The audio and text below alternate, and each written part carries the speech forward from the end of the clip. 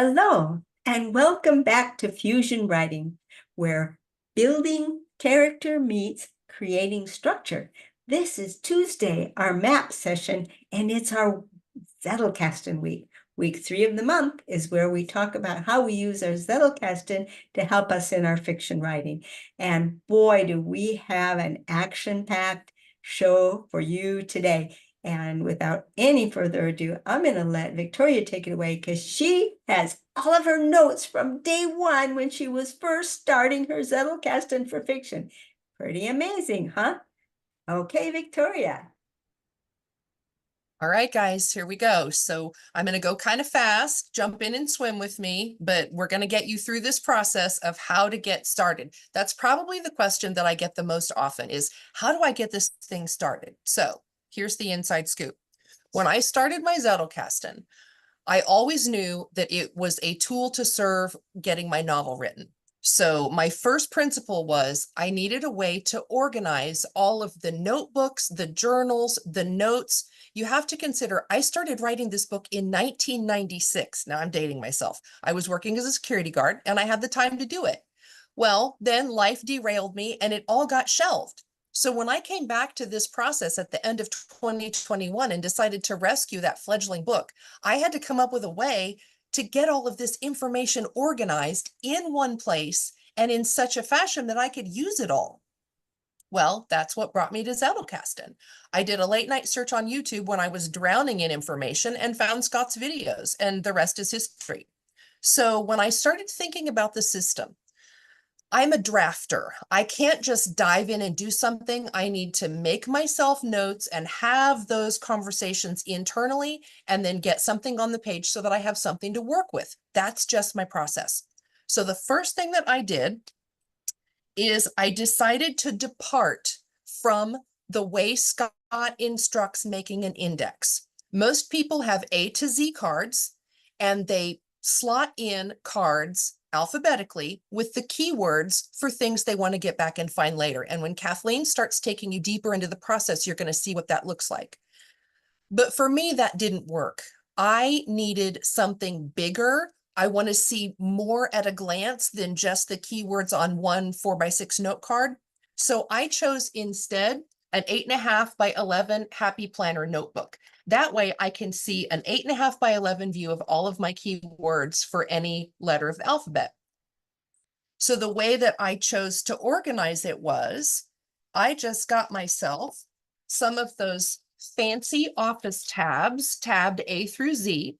I chose the ones that have the gold backing down the hole punch side because it makes them stronger. Because in a Happy Planner, when I punched it with my Happy Planner punch to eliminate the 3 holes that it comes with, I knew I wanted this edge to be strong. So if I want to pull that index page out and work with it independent of my notebook, I can. So that was one custom job that I departed from how Scott teaches you to do it. The reason I tell you that is this is your system. It has to work for your process and how your brain needs to see and do things. I need to see things bigger. I need more room. And I'm a notebook girl. I wanted to somehow incorporate a notebook in my system because I love them so much. So that's personal to me. You do you. That's what I chose. So now I'm going to flip around my little camera view and I'm going to show you my very first baby starts at creating a Zettelkasten.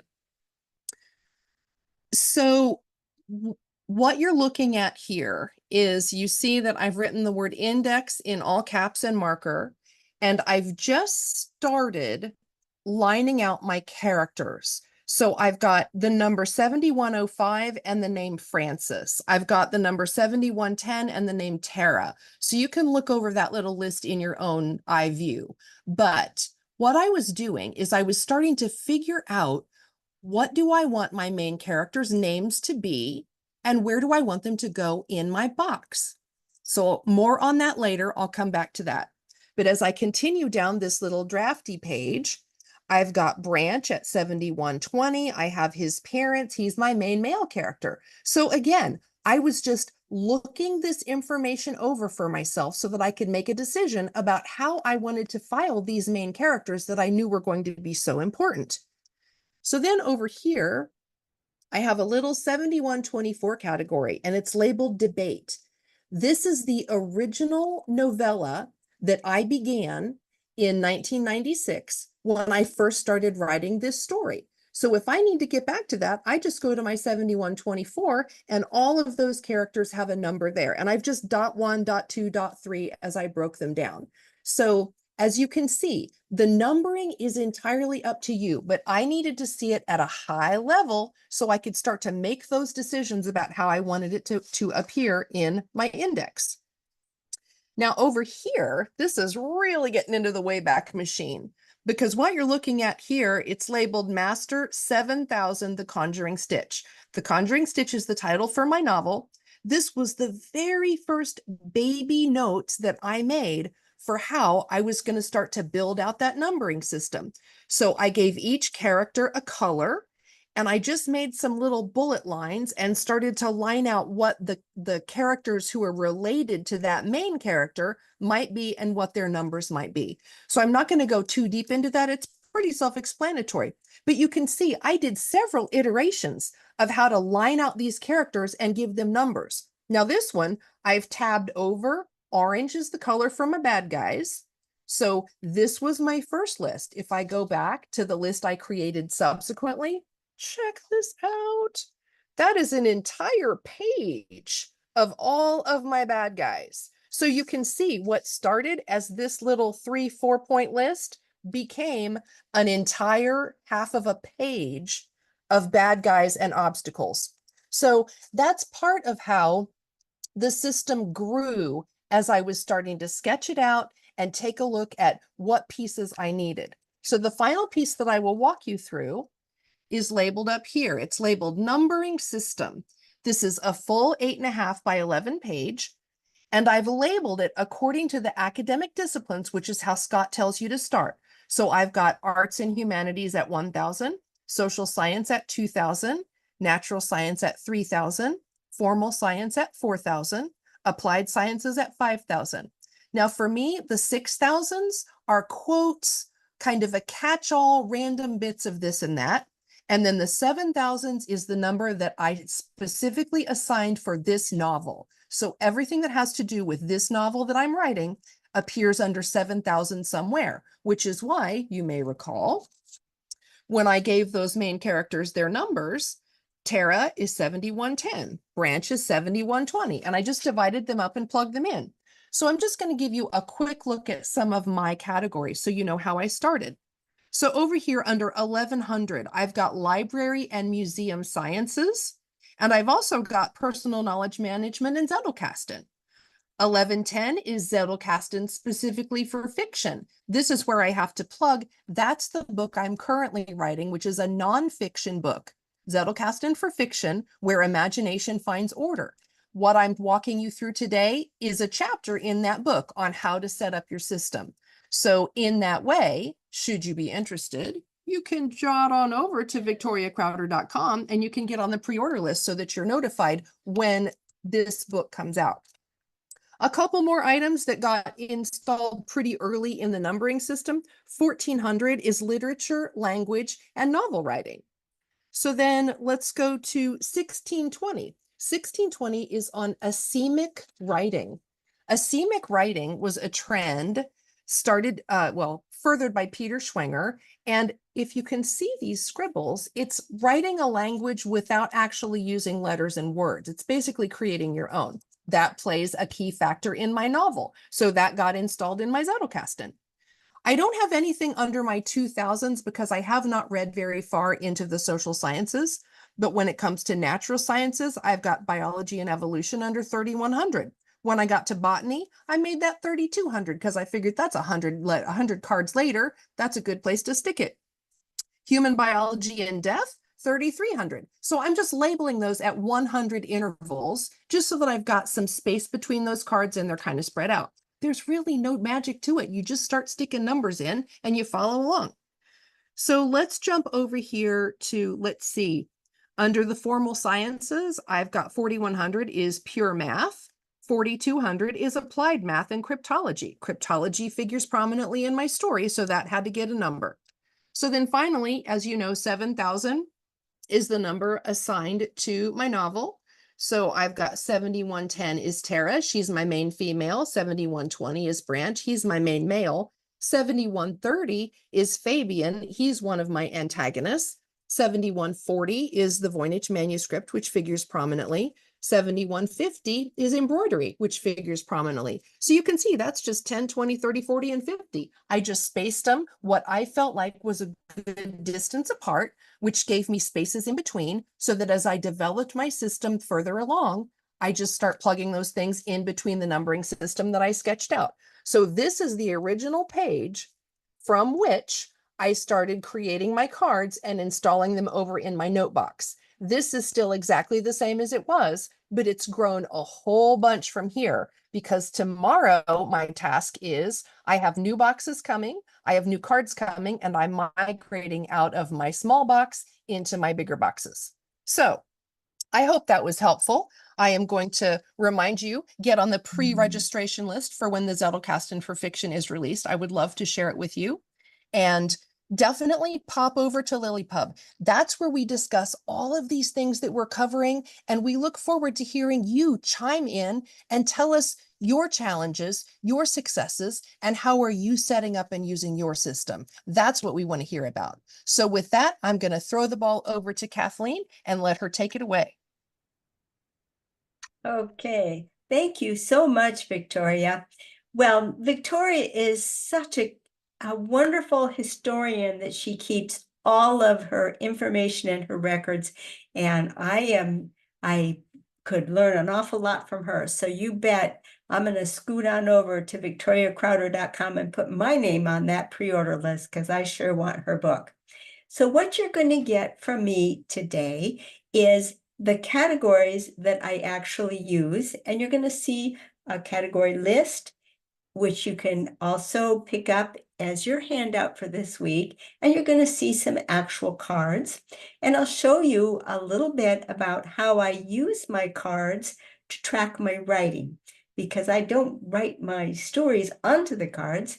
I like to use a yellow legal pad, and I'll show you how I go back and forth between the card and the legal pad to track what I'm doing. So I'm going to switch over to my down-facing camera so that I can show you some specifics.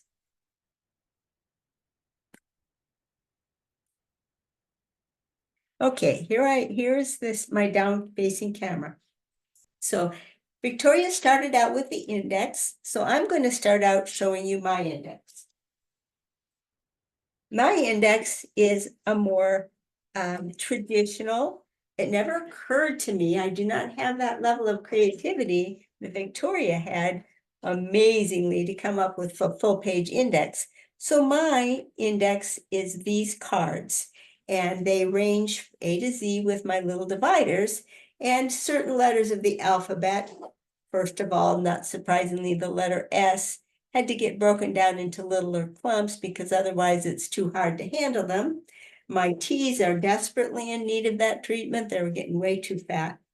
But what I put on my index card is information about usually the entire, this information will be about my general knowledge, mostly.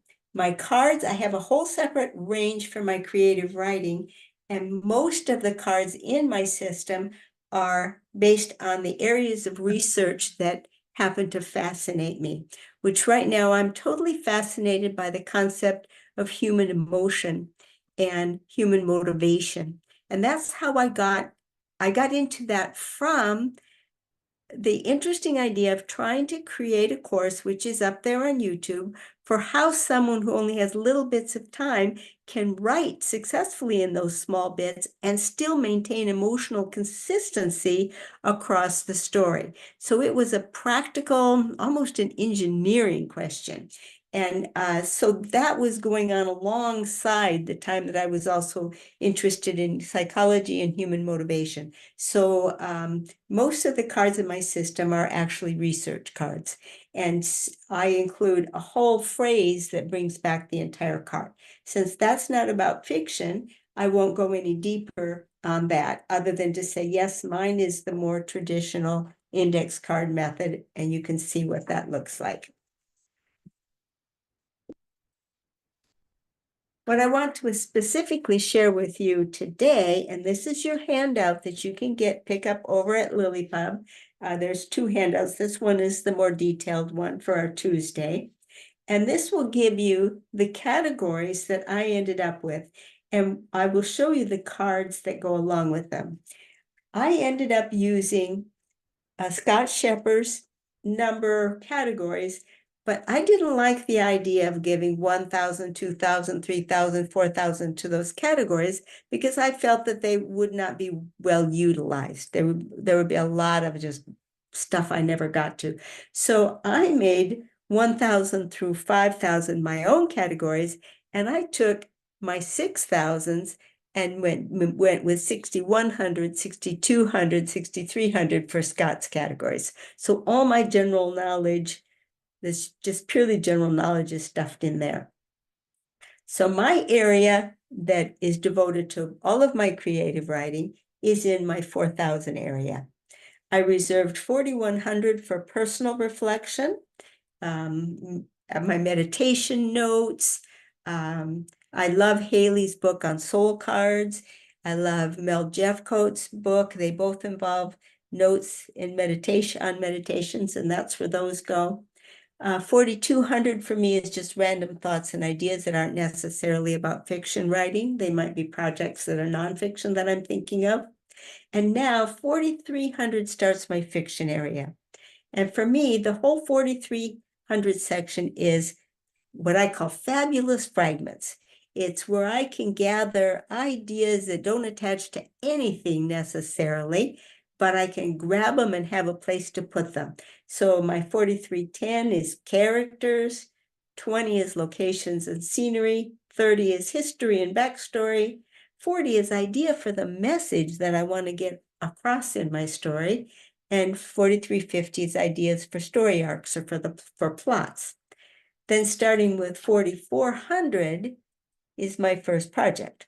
Well, it turns out that 4,400 for me was teaching my class, Reawaken the Dream of Writing, my 35-week class. So my fiction piece that I'm working on right now, which is called Jonathan and the Dinosaur Notebook, begins at 4,500. And so if I write a book after that, it would be 4,600, 4,700, all the way up. And if I got to 4,900 and still had another book in me, well, I hope so, it would be 4A00. And I just start using the letters of the alphabet, 4B00, 4C00. So this can go for me through many different works of fiction. But just like the 4,300 fabulous fragments, I use those same breakdowns, characters, locations, etc. So that no matter what story I'm writing, I already know that my 10s are going to be my characters. So let's take a look at the characters because they're a lot of fun. My characters I use a dot and then I use a number. And I start with 01 because who knows how many characters you're going to get. And I just start assigning my characters. You can see from Victoria's list, she's got way more bad guys than I've got total characters. She's way farther along on hers than I am on mine. But one of the things I want to share with you is how I actually track my writing. Now, I have here in my character section on Jonathan, I have a card for my character profile for Jonathan. I've got a card for the story and the backstory. And one of the things that I want to share with you is how I track the writing itself, Jonathan, the story. And I keep a card for the little fragments of writing that I do. And on the back side, I indicate which one of my legal pads this particular story idea comes from. So here is a section that's called Jonathan in the Girly Bedroom, and it's in my legal pad D14. Well, I pulled that one off the shelf. I have each one gets a number. I'm working on 26 right now, so this was a while ago. I got stalled out on Jonathan, and I keep them in these folders so that they won't get dinged up and icky. So I've turned to this page, Jonathan in the Girly Bedroom, and what I want you to notice is that I indicate here what card it came from. And on here, I indicate what notepad and page it came from. So that way I can always go back and forth with everything I've written, even though this was written in 2023, back in almost a year ago, August of 2023, I can get to it in a wink from this card. And I think that's one of the most important things for me about keeping a Zettelkasten is that I can capture in this way everything that I've written. What I want you to understand from that is that you have all the flexibility in the world in how you want to set up your own Zettelkasten. These are just ideas for you. And I'm going to send it back over to Victoria to sum us up. That was amazing. I hope as you guys follow us through these modules, you're really understanding how there's an infinite number of ways to get this done, but we all have the same goal, which is to get the writing done, to get the work done. So in this single module, you have been given a bird's eye view from the very beginning inklings of how to start a system so that it will serve your writing, all the way through to how Kathleen showed you, log your drafts on your cards, keep that cross-referencing tight and indexing so that you can always find things quickly and you will never be lost again. That is the true value behind why we're doing this and why we're so passionate about it. At the end of the day, if you can't find your material quickly, if you can't find your way back to the things that you were thinking or working on or noodling about in your drafts, then all is lost. You have to reinvent the wheel every time you sit down to write. And who has time to do that? So just in this module, you've been given a look at the entire process and one set of ways that it can serve you, even though we do it very differently. So please join us over in LiLLiPub. We would love to hear from you, especially those of you that are just starting out.